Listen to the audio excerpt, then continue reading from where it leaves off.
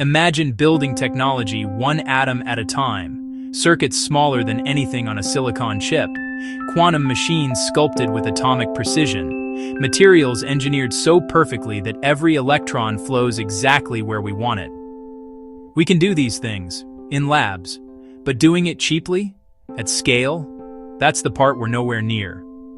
Welcome to the story of atomic precision manufacturing and why cheap nanoscale fabrication is still one of the biggest challenges in modern technology.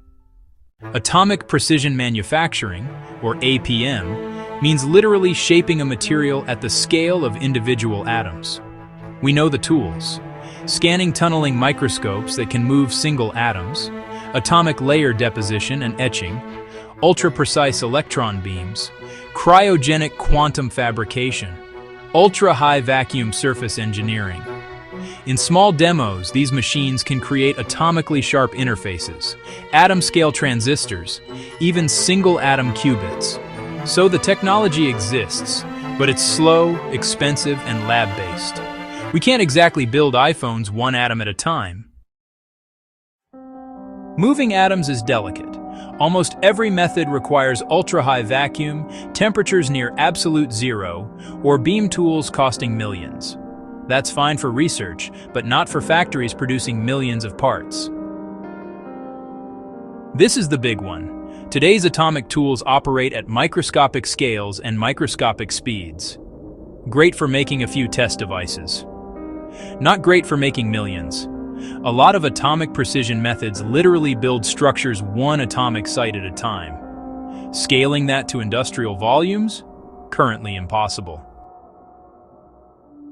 At the atomic scale, you can't just check your output with a microscope.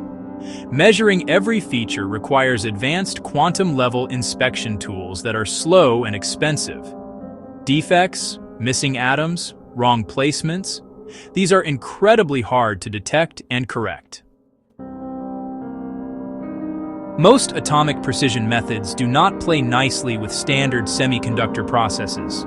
A 2025 preprint showed early integration into silicon fabrication, but only by trading away full atomic precision.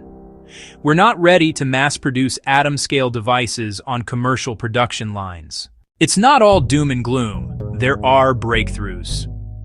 Atomic layer deposition, ALD, is now standard in chip fabs for building perfect thin films.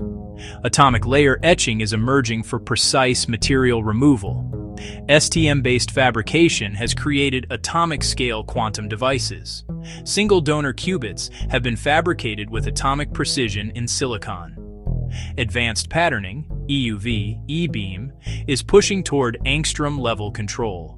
And in 2024-2025, researchers demonstrated early integration of atomic precision tools into midline chip manufacturing, new scalable methods for near-atomic patterning, high-throughput nanofabrication for quantum devices. These are baby steps, but they're steps in the right direction. Let's be real. We are still far from cheap nanoscale fabrication with atomic-level precision. Lab scale? Absolutely. Research? Thriving. Quantum prototypes? Happening. But industrial scale, low-cost, high-throughput atomic manufacturing? We're decades away. The bottlenecks, vacuum systems, cost, speed, inspection, reproducibility are fundamental. This is not like speeding up a normal production line. It requires rewiring how we build matter itself. But the prize is enormous.